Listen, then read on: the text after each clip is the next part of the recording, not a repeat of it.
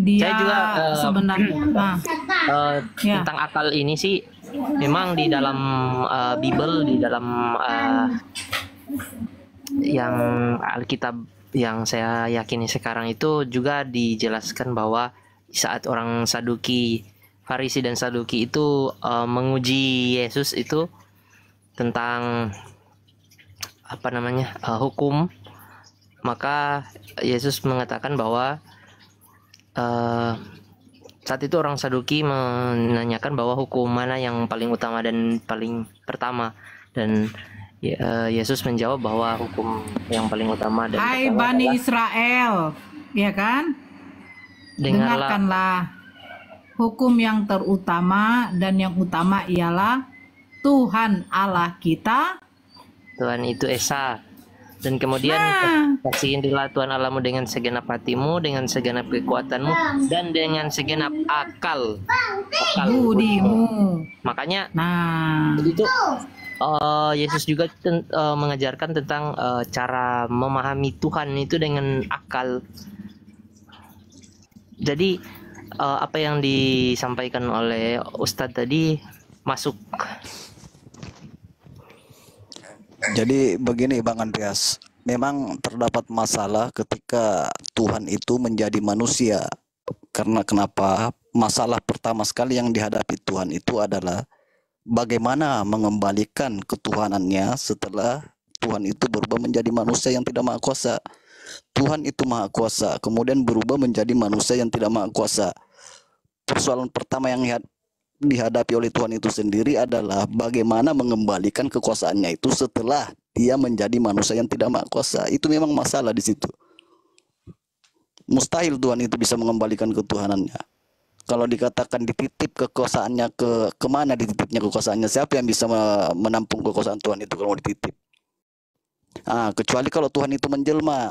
Itu pun menjelma pun terdapat banyak masalah lagi kalau Tuhan itu menjelma menjadi manusia. Oke lah, bentuknya seperti manusia tapi hakikatnya adalah Tuhan. Nah, ini masalah lagi kalau kita bandingkan dengan pernyataan-pernyataan Yesus dalam Alkitab itu sendiri. Itu sama saja kita menuduh Yesus sebagai pembohong, Yesus menyamar. Itu kalau ada tuduhan-tuduhan seperti itu sangat wajar. Tuhan itu on off, kadang jadi Tuhan, kadang jadi manusia. Meskipun pernyataan-pernyataan itu terdengar menghina, tapi itu sangat beralasan pertanyaan seperti itu. Nah, misalnya Yesus bersujud, pada saat itu bersujud itu dia pura-pura bersujud dong, kan begitu. Belum lagi masalah kesadaran, kalau terbagi tiga, Tuhan itu terbagi tiga, pecah menjadi tiga, masing-masing tiga itu memiliki kesadaran yang berbeda. Nah, itu lebih mustahil lagi. Yang namanya kuasa itu tidak bisa dipecah-pecah, tidak bisa terpecah itu, tidak berkurang dan tidak bisa dipecah, tidak bisa dibagi. Itu yang namanya tak terbatas, tak terhingga, limited. Itu contoh kecil itu angka nol itu nggak bisa dibagi. Nah, seperti dengan kemahkuasaan itu juga tidak bisa dibagi. Mau ambil berapa bagian nggak bisa. Yang bisa dibagi itu adalah angka, misalnya 1 bisa dibagi, 3 bisa dibagi, 10. Setiap angka bisa dibagi. Tapi hal-hal yang tidak merujuk ke angka itu tidak bisa dibagi. Tak terbatas, tak terhingga, itu tidak bisa dibagi.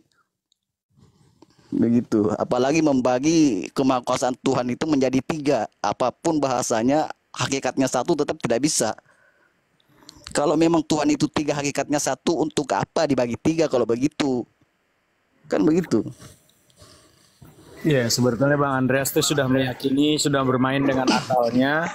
Cuman karena masalah tadi kata Nora karena orang tua. Saya katakan sekali lagi Bang Andreas. Dulu para sahabat itu untuk menegakkan kalimat la ilaha illallah, ada anak yang membunuh ayahnya, ada ayah membunuh anaknya, ada yang meninggalkan istrinya, ya, ada yang meninggalkan suaminya, ada kakak membunuh adiknya, ada adik membunuh kakaknya. Itu karena untuk memperjuangkan kalimat la ilaha illallah. Ya. Bahkan di dalam Al-Qur'an dijelaskan surat Al-Ankabut, ya, ayat 2 Allah berfirman, wa a'yadzubillah, bismillah, hasiban nas ayyatraku ayyaqulu amanna wa hum la yuftanun. Apakah manusia itu mengira bahwa mereka dibiarkan saja mengatakan kami telah beriman sedangkan mereka tidak diuji lagi? Bang Andreas, saya tinggal di Kelapa Gading. Banyak di sini anak-anak pang yang dia anak-anak orang kaya, Bang Andreas. Saya buka Wantri warung santri 24 jam di sini, ada wifi gratis. Anak-anak pangnya itu anak-anak orang kaya. Dia setiap hari nongkrong, bahkan ada yang Buddha, Hindu, bahkan ada yang Kristen. Ya, mereka anak-anak pang ternyata anak-anak orang kaya. Mereka nongkrong, main wifi, ngelihat kalau saya di Wantri warung santri itu ngajar akidah, akidatul awam, safina, terus mereka terbersit untuk masuk Islam. Dan banyak yang masuk Islam kembali ke orang tuanya. Saya suruh mereka untuk kembali menjadi anak yang saleh dan salehah. Apa yang terjadi? Ada yang tanggal giginya, ada yang patah tangannya, ada yang sobek pelipisnya, ada yang mau dibunuhnya, banyak sekali. Dan itu karena ingin menguatkan hatinya, karena dia sayang sama ayah dan ibunya, karena dia merasa dia disekolahkan untuk menyelamatkan diri dan orang-orang yang dia cintai. Maka begitulah konsekuensi orang-orang yang sudah mendapatkan nikmatnya iman, nikmatnya Islam. Saya selalu menganjurkan di tempatnya Bang Faruk, teman-teman Bang Inspirasi, dan teman-teman lainnya. Ketika ada orang yang mu'allaf, saya nasihatin, kalau kamu sudah mendapatkan kebenaran, kalau kamu sudah jadi mu'allaf, kamu merasakan nikmatnya iman, nikmatnya Islam, kamu dapat makanan yang lezat saja, jangan kamu makan sendiri. Ajak orang-orang yang kamu cintai itu untuk merasakan kelezatnya iman, lezatnya Islam. Tugas kamu hanya menginformasikan, bukan maksa mereka untuk masuk ke Islam. La ikraha fid din, qad tabayyana ar-rusydu. Tidak ada paksaan untuk masuk ke dalam Islam karena kebenaran itu sudah nampak. Karena itu Bang Andreas, orang-orang yang beriman kepada Allah, di dalam surat Fussilat ayat 30 juga dijelaskan nama Allah dalam Al-Qur'an. Innalladzina qalu rabbunallah summastaqamu tatanazzalu alaihimul malaikatu alla takhafu wa la tahzanu wa basyiru bil jannati allati kuntum tu'adun. Mereka teman-teman yang mu'allaf di sini, santri-santri saya, anak-anaknya orang kaya, kembali menjadi anak yang saleh dan saleha, berbakti kepada orang tuanya. Ada yang setahun, ada yang 2 bulan, ada yang cuman sebulan, ada yang cuman seminggu. Orang tuanya datang ngetok jam 1 malam, jam 2 malam. Mereka ikut syahadat karena anaknya. Sehabis ada yang pelipisnya, ada yang kupingnya sobek, ada yang tangannya patah, ada yang kakinya patah. Karena yang mukulin orang tuanya, kakaknya, adiknya. Mereka banyak yang masuk Islam karena dengan gaya akhlak Islam yang dibawa oleh teman-teman anak pang yang saya didik. Buat apa kamu hidup seperti ini? Jadi artinya, kata Allah dalam surat Fussilat, artinya sesungguhnya orang yang berkata, Tuhan kami adalah Allah. Kemudian mereka meneguhkan pendirian, mereka istiqamah. Maka malaikat akan turun kepada mereka dan berkata, Allah takhafu wa la tahzanu wa basyiru bil jannati allati kuntum tu'adun. Apa kata Allah? Diturunkan para malaikat mengatakan kepada teman-teman mu'allaf yang saya kasih motivasi. Teman-teman yang mu'allaf, jangan kamu merasa takut, kata para malaikat. Jangan kamu bersedih hati, bergembiralah kamu, ya, dengan memperoleh surga yang telah dijanjikan kepadamu. Artinya apa?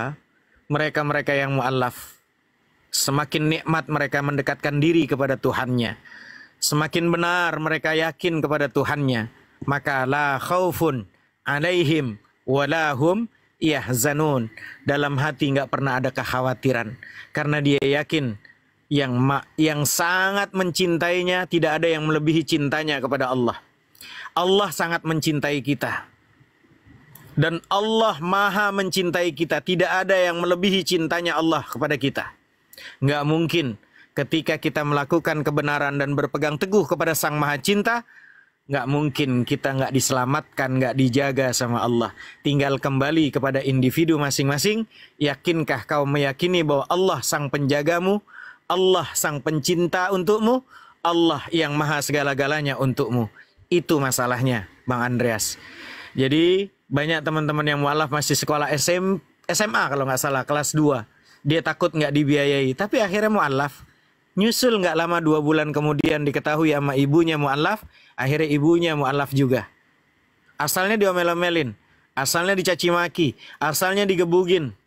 Tapi karena bersabar dengan itu semua, akhirnya si anak ngomong sama ibunya, apakah karena aku menuhankan Allah yang benar, ibu harus mukulin saya? Apakah ketika ibu nyekolahin saya tujuannya supaya saya dibohongin sama kitab suci yang amburadul? Ibu mencekolahkan saya supaya saya pintar dan pandai, Bu. Silahkan dengan cara ibu mukulin saya. Ayah mukulin saya. Kalau memang itu dengan kepuasan ayah dan ibu. Saya sudah menjadi orang yang Islam. Saya dilarang untuk berkata yang saja nggak boleh, Ibu. Apakah gara-gara saya dengan mengucapkan la ilaha illallah saya jadi musuh ibu? Itulah yang harus ditampilkan orang-orang yang mendapatkan kebenaran. Apakah karena saya mendapatkan kebenaran itu saya harus jadi musuh ibu? Saya harus dicaci maki, dipukulin, digebugin, seperti binatang, Ibu? Ini masalah kebenaran, adikku. Bukan masalah kita takut nanti dijauhin. Satu dunia menjauhi kita, tapi kalau Allah sang pencipta dekat kepada kita, maka tidak ada kekhawatiran dalam hati kita. Nggak apa-apa gue nggak dapat Nora, yang penting Allah gue dapat, kan gitu. Biarin Nora ninggalin, orang sinyalnya juga nggak dapat, biarin aja. Yang penting Allah bersama kita, kan gitu. Itu lanjut, Andreas. Kok lari ke saya, Pak Ustadz? Andreas, Ya, anakku sayang. kalau Ya, silakan. Silakan, Dek. kalau misalnya Pak Pendeta katakan Tuhan bisa jadi apa saja. Misalnya dia bisa jadi manusia, kalau nggak bisa jadi manusia berarti dia tidak maha segalanya dong. Itu gimana ya? Maksudnya pertanyaannya untuk siapa? Ke saya apa ke Nora? Nora jawab lu. Lu ditanya Nora. Enggak. Ustadz Hanafi aja. Masa saya melampaui guru saya? Nggak mungkin lah. Oke, kalau umpama Bang Andreas bertanya, di Islam itu ada namanya akidah, tauhid.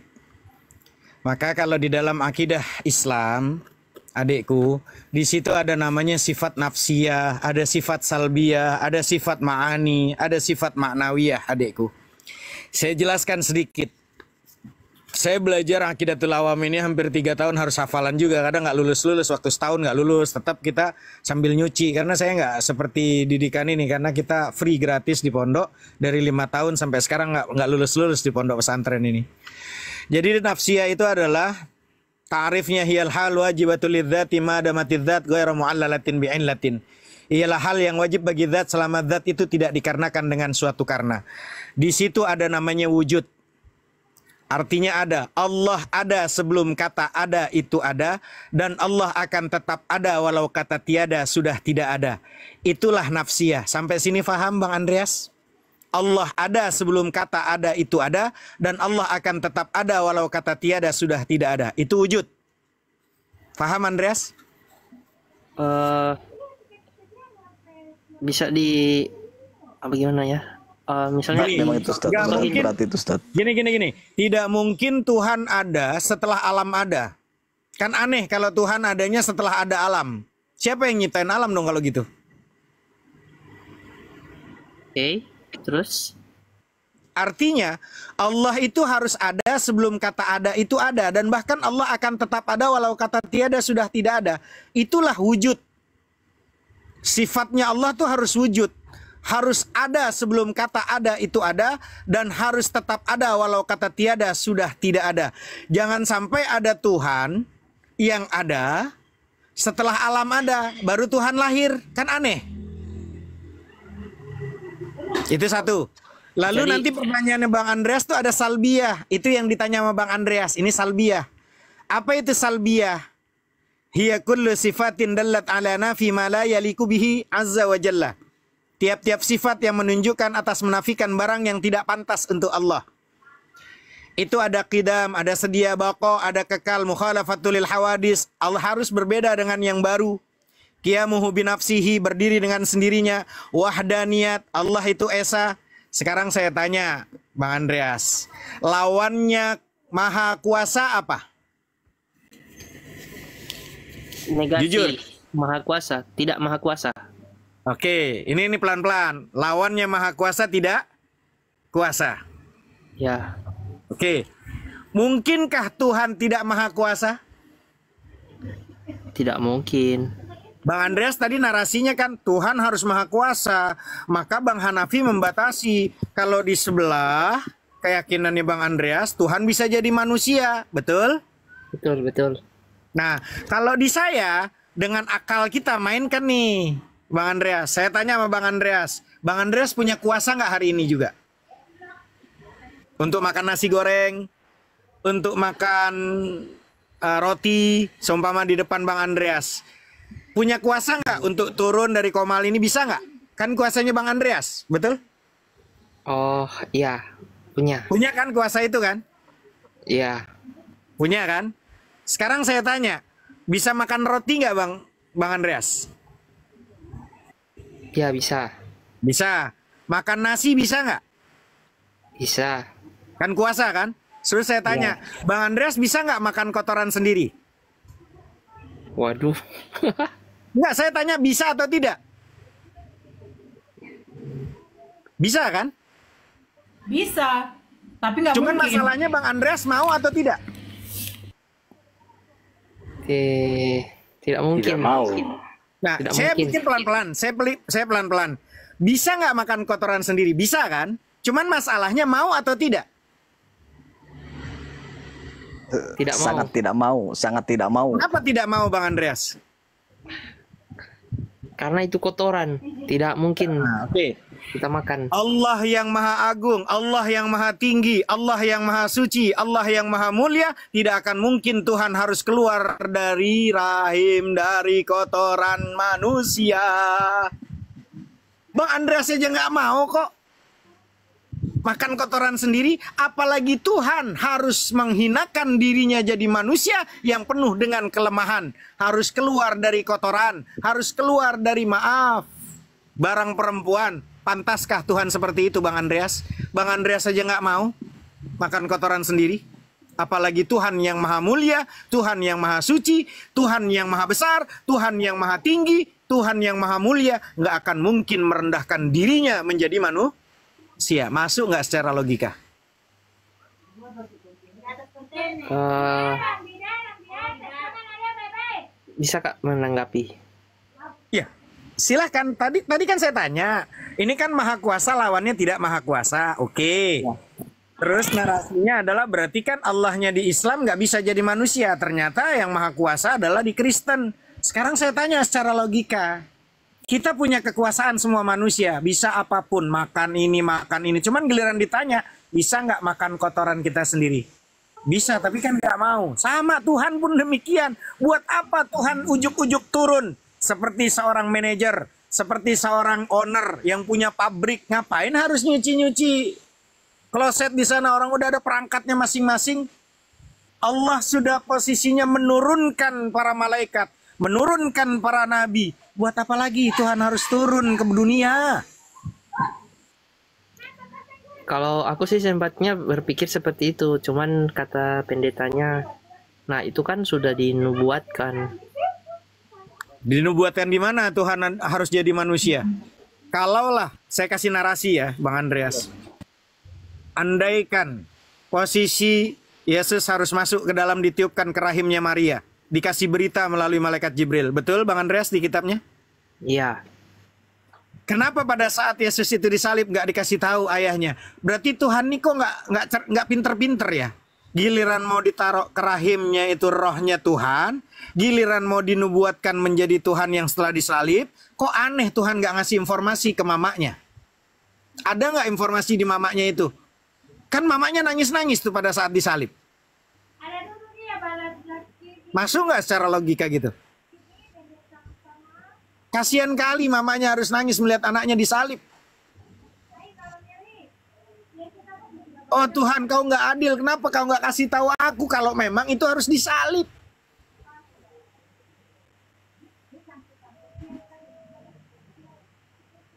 Pertanyaannya bahkan di Bible nanti Nora nih yang tanggung jawab. Di situ yang mau Yesus itu disalib, dibunuh, itu atas hasutan siapa? Atas keinginan siapa? Iblis kah? Bukankah yang menghasut Yudas itu siapa? Bang Andreas tahu yang menghasut Yudas siapa? Iblis. Iblis. Berarti kalaulah memang yang menghasut itu Yudas itu iblis untuk supaya dia itu disalib, betul nggak Bang Andreas? Iya, dia tukar dengan keping perak. Iya toh? Ya, Berarti itu keinginannya Tuhan atau keinginannya iblis?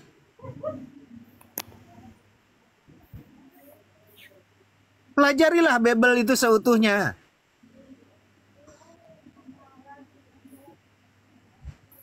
Berarti itu yang mau disalib itu keinginan Tuhan atau keinginan iblis?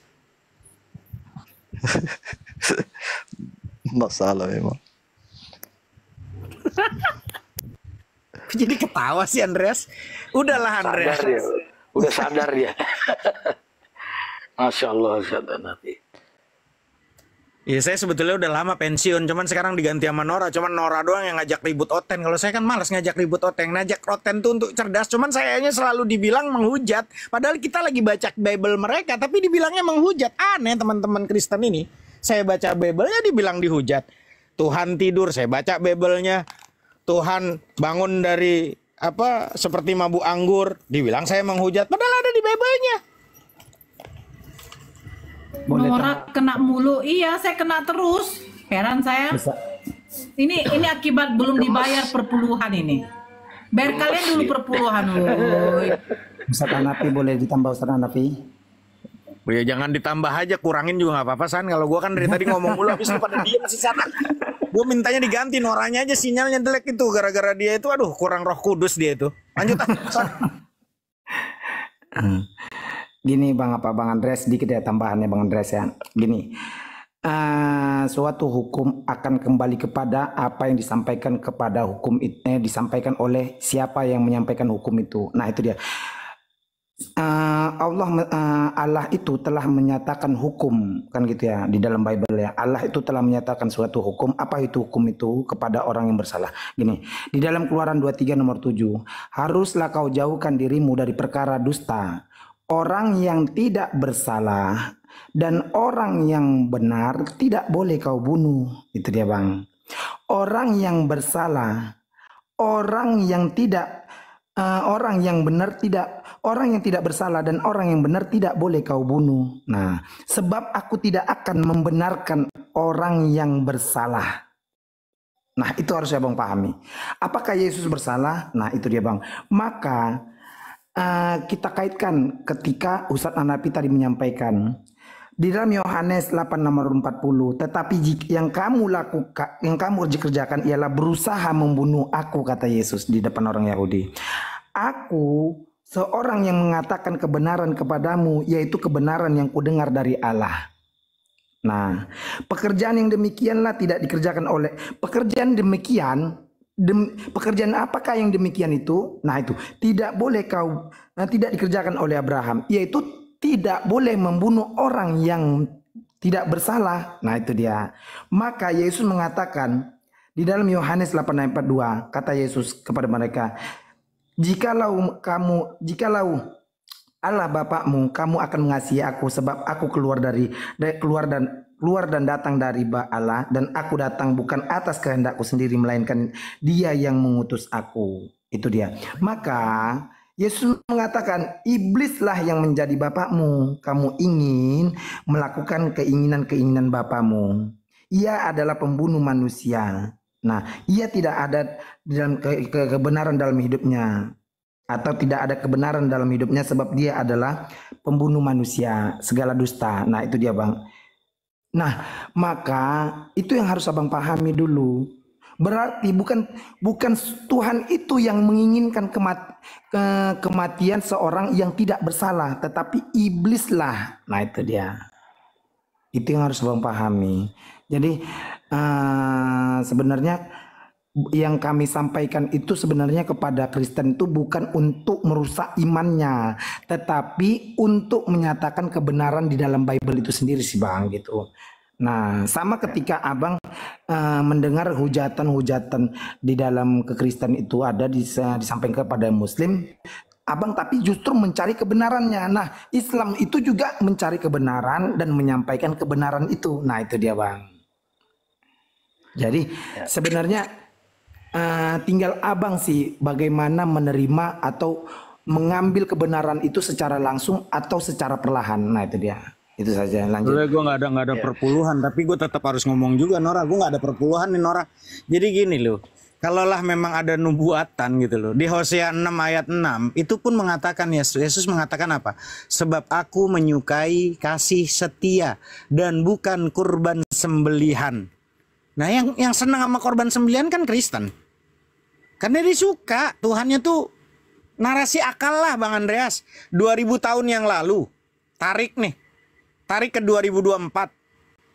Tiba-tiba ada manusia yang dituncapnya, yang ditelanjangin, diludahin, dicaci maki, dihina, disalib, ditombaknya, tiba-tiba dikubur, terus 3 hari bangkit. Kira-kira di 2024 kita harus manggil Tuhan gitu, dia bangkit dari kubur.